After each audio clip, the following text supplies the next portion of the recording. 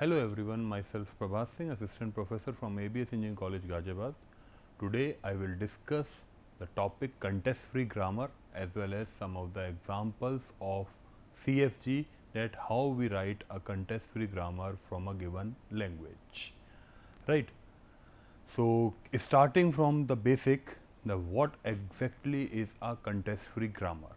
As we have discussed in the previous lecture as well, a context-free grammar can be written for both regular plus non-regular languages.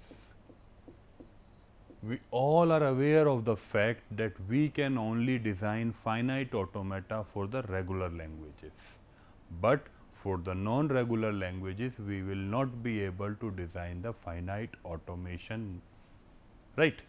Now, as we come to a fact that regular languages plus non-regular languages is equal to CFG, that is, we can simply design a context-free grammar for both the languages, right. Context-free grammar is a 4-tuple machine, this V, T, P and S. V is a variable or a non-terminal symbol, that is variable, non-terminal symbols or capital letters, that is uppercase letters, right. ऐसे ही हमने T पे बात करी, T is a terminal symbol, right. P is a production rule and A is the start symbol from where we will start driving the string, right. Now, what we say here, a grammar is said to be in CFG.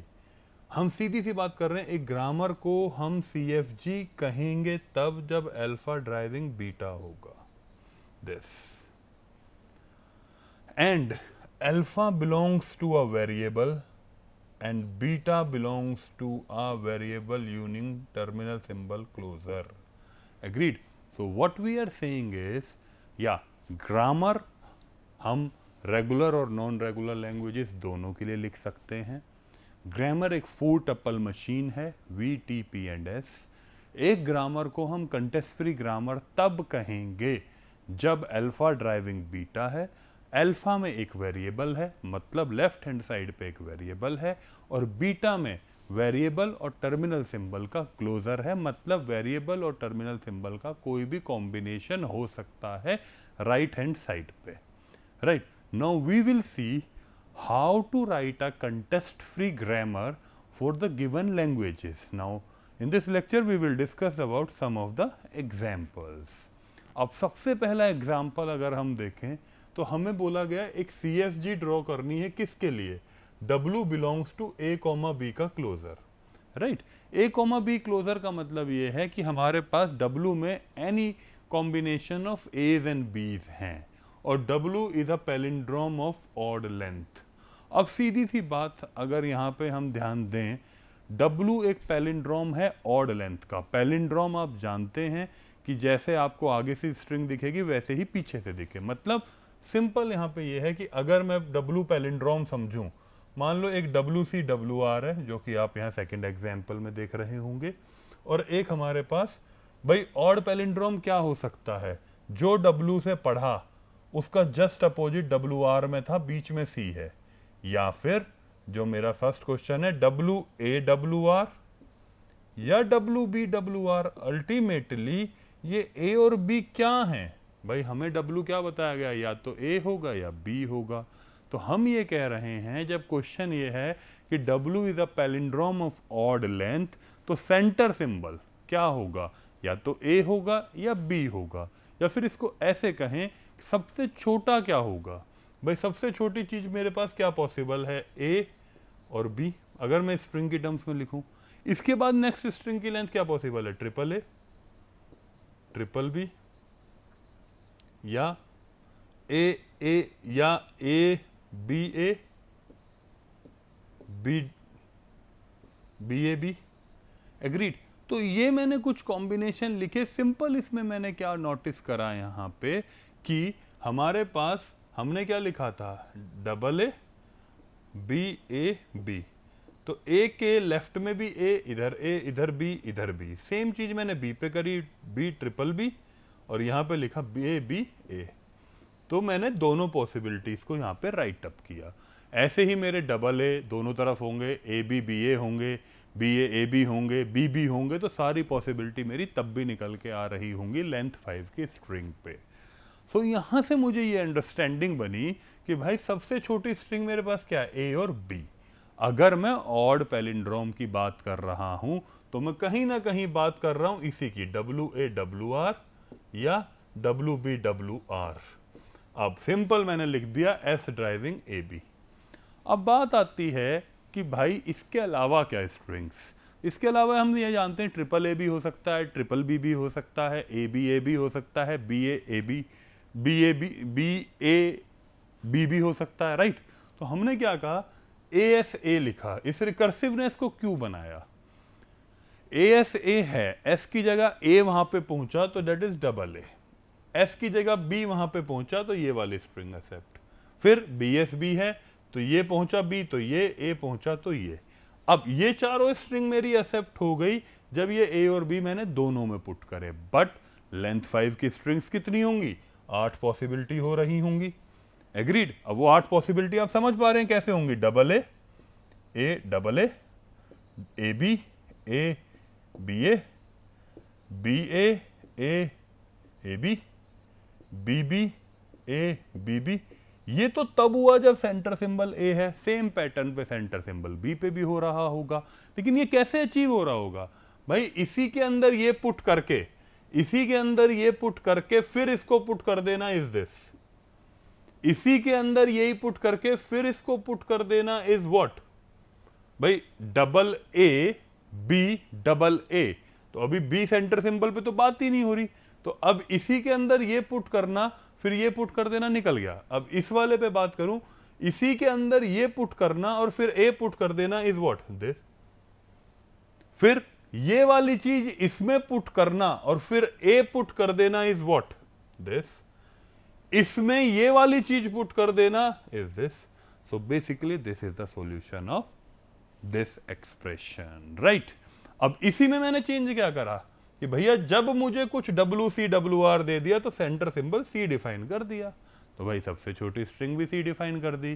तो अब तक सबसे छोटी string ए और B थी, अब सबसे छोटी स्ट्रिंग सी है, तो हमने सिंपली यहाँ पे एस ड्राइविंग सी लिखा, ये वाली चीज एज इट इज रही और दोनों के लिए हम यहाँ पे चीज समझ पाए, राइट। इसी को आगे बढ़ाया ऑड पैलिंड्रोम से, क्योंकि ऑड पैलिंड्रोम में डब्ल्यू ए डब्ल्यू आर देखा, डब्ल्यू बी डब्ल्यू आर देखा, डब्ल्यू सी डब्ल्यू आर देखा, अब देखते हैं डब्ल्यू डब्ल्यू आर। तो भाई जब सेंटर सिंबल नहीं है तो सबसे छोटी स्ट्रिंग क्या हो सकती है भाई, डब्ल्यू में मुझे ये बताया गया है ना कि W belongs to A comma B का क्लोजर, तो भैया अगर ए कॉमा बी का क्लोजर है तो सबसे छोटी स्ट्रिंग तो नल होगी ना, या फिर ए होगी या बी होगी, फिर या फिर 4a या 4b या ab ba ba ab, right. तो अब मैं यहां पे देखूं तो सबसे छोटी ये 4 स्ट्रिंग आई, ये आया, ये सबसे छोटी स्ट्रिंग है। तो सिंपली मैंने क्या करा, एस ड्राइविंग नल लिखा जिससे टर्मिनेट हो रहे हैं, और ए एस ए, इस एस नल को यहां पुट करा डबल ए, इस नल को यहां पुट करा डबल बी, ये चीज डन। इसी को इसी के अंदर पुट करके नल यहां पे डाला तो ये चीज, इसी को इसमें पुट करके नल यहां पे डाला तो ये चीज, इसको इसमें पुट करा नल यहां पे पुट करा तो ये, इसके अंदर ये चीज लेके आए तो ये, इस तरह से मेरा ये इवन पैलिंड्रोम बन गया। अब कोई मुझे कह दे कि भाई इवन पैलिंड्रोम तो बनाओ लेकिन लेंथ ऑफ डब्ल्यू जो है वो ग्रेटर देन 0 होनी चाहिए, तो इसका मतलब वो सबसे छोटी स्ट्रिंग नल को अवॉइड करना चाहता है। नल को अवॉइड करना चाहता है तो यहां नल की जगह सिर्फ ये ऑपरेशन आ जाएगा। This is basically the change in the production rule of both the permutations, right. Next same, अभी तक हमने डब्ल्यू ए डब्ल्यू आर देखा, डब्ल्यू बी डब्ल्यू आर देखा, डब्ल्यू सी डब्ल्यू आर और फिर कहा कि भाई डब्ल्यू की लेंथ ग्रेटर देन 0 होगी, तो हमने सबके लिए प्रोडक्शन रूल्स लिख के समझे। अब नेक्स्ट हमारे पास आता है कि हमें CFG लिखनी है, W belongs to this such that W is the palindrome of either even और ऑड लेंथ। अब यहां पे क्या बात हो गई, दोनों, इवन लेंथ भी हो सकती है और ऑड लेंथ भी हो सकती है। तो भैया जब इवन लेंथ है तो डब्ल्यू डब्ल्यू आर है, और ऑड लेंथ है तो क्या है, W A W R slash W B W R है। तो भैया क्या था वहां पे इसमें क्या था, S returning A S A B S B slash A slash B, और इसमें क्या था, S returning A S A slash B S B slash null. दोनों को कंबाइन करके लिख दिया, मेरा रिजल्ट यहाँ पे रिटर्न आ गया। एग्रीड। और इसी का नेक्स्ट क्वेश्चन अगर देखें तो उसमें उसने ये कहा length of W greater than 0 होनी चाहिए। तो भैया ये नल किसी को पसंद नहीं थे, तो डबल ए डबल भी रख दिया यहाँ पे, डबल ए डबल भी रखा, तो इसको ऐसे टर्मिनेट कर दिया, और यहाँ पे इस तरह से प्रोडक्शन रूल हमने लिखे। एग्रीड। तो ये होप यहाँ तक समझ में आया होगा आपको। नेक्स्ट, अब अभी तक इस लेक्चर में हमने पैलिंड्रोम रिलेटेड अराउंड 6 क्वेश्चंस देखे, और यूनिवर्सिटी एग्जाम्स के पर्सपेक्टिव में पैलिंड्रोम रिलेटेड क्वेश्चंस हमेशा पूछे जाते हैं। मैंने आपको WCWR समझाया, आप अभी CFG लिख रहे हैं उसका, फिर आप उसका PDA भी लिखेंगे। फिर मैंने आपको WAWR समझाया, WBWR समझाया, इसके बाद WWR, फिर कहा WWR की लेंथ W 0 से बड़ी होनी चाहिए, ठीक है।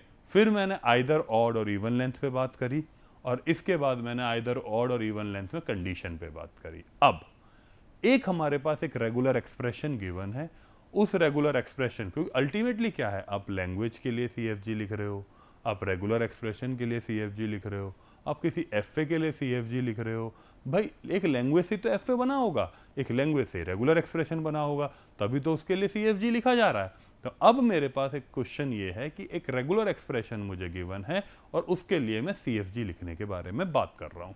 अब रेगुलर एक्सप्रेशन क्या है ये, अब इसको देख के मुझे समझ में आ जाता है, दिस इज 0 + 1, या तो 0 या 1, this is what, any number of ones, this is what, एक तरफ 1 है, एक तरफ 0 1 का क्लोजर है, राइट। तो मैंने अल्टीमेटली क्या करा, मैंने कहा भाई तुम A, ये B और ये C, मैंने इसको लिख दिया S ड्राइविंग ABC।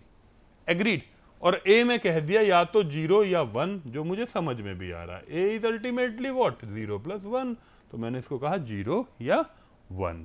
B मुझे क्या कह रहा था, 1 क्लोजर, 1 क्लोजर कह रहा था, तो मैंने इसको लिख दिया 1B स्लैश नल, क्योंकि ultimately 1 closure is what, any number of ones, any number of ones, उसको लिख दिया 1B स्लैश नल।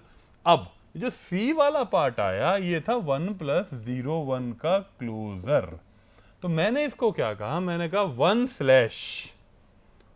स्लैश D, इसको 1 स्लैश D, मतलब इसको 1 एज इट इज रखा, और इस वाले पार्ट को D मान लिया, और D में जाके कह दिया भैया 0 1 D स्लैश नल, मतलब ये वाली चीज आप पढ़ते रहें। तो होप ये आपको एक्सप्रेशन का CFG यहाँ पे क्लियर हुआ होगा। एग्रीड। इसी तरह से नेक्स्ट क्वेश्चन देखें, give the CFG for the language this AI BJ such that I = J less than equal to J less than equal to 2I। अब यहां पे मुझे एक चीज समझ में आ गई, AI की पावर BJ है, और वो सीधा ये कहना चाह रहा है कि जो J है वो I के बराबर से लेके दुगने तक है, राइट। तो मैं सिंपल इसको ये समझ पा रहा हूं कि कहीं ना कहीं ये A की पावर I से BI से लेके A की पावर I B की पावर 2I तक है, इसकी जर्नी ये है। और इसको ऐसे समझे बिल्कुल सिंपल लैंग्वेज में, तो भाई देखो सबसे पहले क्या है, AB है, उसके बाद अगर समझें A AA BB, फिर माना AA BBB, और फिर लिख दिया AA 4B। भाई अल्टीमेटली है क्या, AI BI से लेके AI B2I तक जाना है, दुगने तक, इसका काउंट बढ़ना है। तो मैंने सिंपल यही तो कहा है कि या तो सिंपल AB है, भाई सबसे छोटी स्ट्रिंग क्या होगी, AB या ABB। कब, जब I जो है मेरा ग्रेटर देन इक्वल टू 1 है। तो I जब 1 होगा तो J क्या हो सकता है, 1 से लेके 2 तक। जब I 2 है तो ये क्या हुआ, AA BB, AA BBB, AA 4B, right. तो इस तरह से मेरी जर्नी चली। अब मुझे ये समझ में आ गया कि भाई जब कंडीशन ही ये है कि I की value greater than equal to 1 है, तो सबसे छोटी स्ट्रिंग्स क्या हो सकती हैं, ए बी और ए डबल बी, इसलिए मैंने टर्मिनेटिंग में इनको रखा। अब इसकी रिकर्सिवनेस कैसे मेंटेन हो भाई, डबल ए डबल बी कैसे बने, इस एस को यही चीज कॉल करेंगे डबल ए डबल बी, इस एस में ये चीज ले आएंगे तो डबल ए ट्रिपल बी, इस एस में यही चीज रखेंगे तो डबल ए चार बी, और इस एस में ये चीज ले आएंगे तो double A triple B. I hope things are clear to you. Again repeat, इस एस में यही चीज पुट करेंगे, इस एस में ए बी पुट कर दिया तो डबल ए डबल बी, इस एस में ये पुट कर दिया तो डबल ए ट्रिपल बी, इस एस में यही चीज पुट करी तो डबल ए चार बी, ये चीज इस एस में पुट करी तो double A triple B.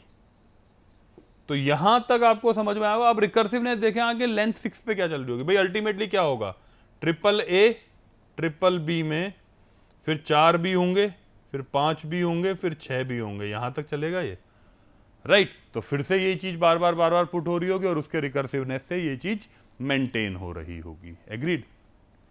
Next देखते हैं। अब उसी पैटर्न पे ए की पावर आई, बी की पावर जे, सी की पावर के एक क्वेश्चन है और लिखा है आई जो है I plus J equal to K है और आई और J greater than equal to 1 है।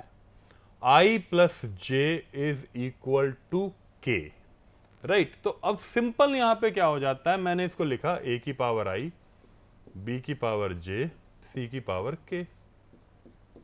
अब के को कह रहा आई प्लस जे, तो ए की पावर आई लिख दिया, बी की पावर जे लिख दिया, सी की पावर आई प्लस जे लिख दिया। इसको एक्सपेंड करा, फिर लिखा ए की पावर आई, बी की पावर जे, सी की पावर आई, सी की पावर जे। इसको फिर इस तरह से लिख दिया, ए की पावर आई, बी की पावर जे, सी की पावर जे, सी की पावर आई। अब this is the outer loop, this is the inner loop. Outer loop किसका, ए आई सी आई का, इनर लूप किसका, बीजे सीजे का। अब इस आउटर लूप को चलाना है, कंडीशन क्या है, आई और J greater than equal to 1। तो सबसे छोटी स्ट्रिंग इसमें अगर कोई पॉसिबल है वो क्या होगी, ए बी डबल सी। वो आपको समझ में भी आ रहा होगा, ए बी सी क्या है, आई प्लस जे का सम। अब सिंपल मुझे क्या करना था, जब ये आउटर लूप है ए आई सी आई का, तो मैंने लिखा S driving A S C, right. बार बार इसी में चलता रहा, ठीक है। और इसी को मैंने डिपेंडेंट बनाया ए एक्स सी, एक दूसरे वेरिएबल। एक्स क्यों लेके आया यहां पे, एक्स में सिर्फ इसलिए लाया कि आउटर के अंदर इनर लूप कॉल करना पड़े या फिर एक मिनिमम कंडीशन वाली चीज। तो सिंपल ए से एस से ए एक्स सी लिख दूं और एक्स से बी सी लिख दूं तो सबसे छोटी स्ट्रिंग डराइव हो गई ना।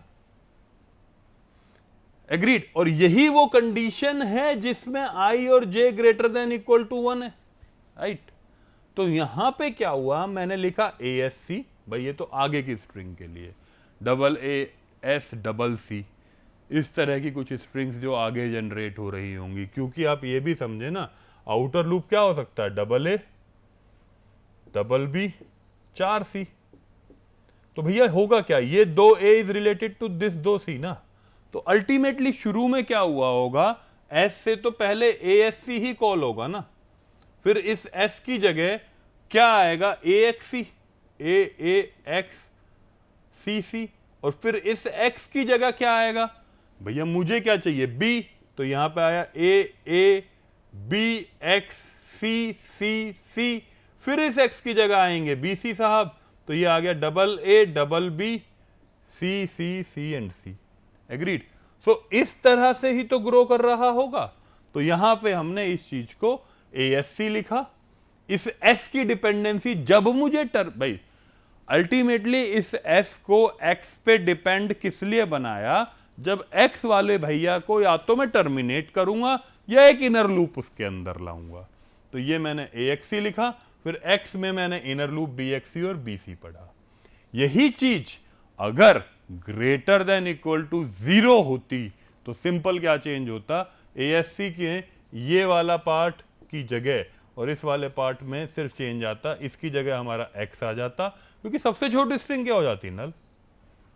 और सबसे छोटी स्ट्रिंग नल होते ही आप क्या कर रहे होते कि भैया s से डायरेक्ट x पढ़ूं, x से डायरेक्ट नल पढ़ लूं, तो नल आ गया। एग्रीड है? तो सेम चीज, same deriving of string, same question easily हमारे में क्लियर है। अब अगर मान लो i greater than equal to 1 होता, j greater than equal to 0 होता, तो भाई ये क्या चाह रहा होता, सबसे छोटी स्ट्रिंग AC चाह रहा होता, इसके जस्ट अपोजिट में सबसे छोटी स्ट्रिंग BC चाह रहा होता। AC चाहने के लिए यहां AX ही रहता, यहां पे नल हो जाता, और BC चाहने के लिए यहां पे X होता और ये BC रह जाता। तो मैं ये जो 4 क्वेश्चंस आप देख रहे हो, जो कंडीशन चेंज करके देख रहे हैं, अगर I और J दोनों जीरो हैं तो भाई सिंपल, यहां पे स्लैश में X स्लैश में नल। अगर I और J दोनों जीरो नहीं है, AXC स्लैश BC दोनों 1 है। अगर ये 1 है, ये नल, सॉरी X और नल, तो ये मेरी चारों कंडीशंस मैंने यहां पे आपको समराइज कर दी, जो हमारी कंडीशंस होंगी इस क्वेश्चन के हिसाब से। नेक्स्ट देखते हैं। अब इसमें थोड़ी सी condition change, J is equal to I plus K, right. अब J को I प्लस के करके देखते हैं, तो A की पावर I, B की पावर I प्लस B की पावर K, C के। अब यहां पे देखो क्या हुआ, ये और ये कंकैटिनेटेड फॉर्म में बन गया, डिस्पाइट कि एक आउटर लूप के अंदर इनर लूप आना। तो इसको मैंने कुछ x मान लिया, इसको मैंने कुछ y मान लिया, और I और k तो ग्रेटर देन इक्वल टू 1 थे ही, तो ये हो गया मेरा xy। अब भैया ये x में क्या चलाना, an bn, यहां क्या चलाना, bn cn, तो मैंने सिंपल ये axb स्लैश ab लिखा, bxc स्लैश bc लिखा, तो इजीली मैंने इस चीज को यहां पे समझा पाया। एग्रीड? तो ये चीज आपको बिल्कुल क्लियर हुई होगी कि ये x और y कंकैटिनेशन में आ गए, ये an bn हो गया एक तरह से, और ये bn cn हो गया एक तरह से। तो मुझे क्या करना था, सिंपल axb स्लैश ab और bxc स्लैश bc, खत्म, राइट। अभी ये condition greater than equal to 0 हो जाती, तो भाई ये ab और bc की जगह मेरे नल यहां पे रिटर्न हो रहे होते। एग्रीड? तो ये भी आपको समझ में आ रहा होगा।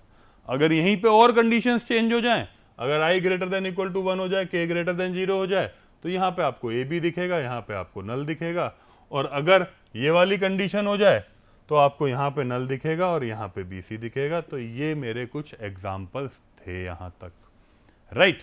अब इसी में नेक्स्ट देखते हैं, इस एग्जाम्पल को और समझते हैं इस लेक्चर में, फिर नेक्स्ट लेक्चर में कुछ एग्जाम्पल्स को हम कंटिन्यू करेंगे, क्योंकि CFG के जितने डिटेल्ड एग्जाम्पल्स हम पढ़ लेंगे उतना आसान उसकी हमें डेरिवेशन ट्री, पास ट्री और सेंटेंशियल फॉर्म में स्ट्रिंग डेरिवेशन रहेगा, प्लस उतना ही आसान हमें PDA डिजाइनिंग रहेगी, राइट।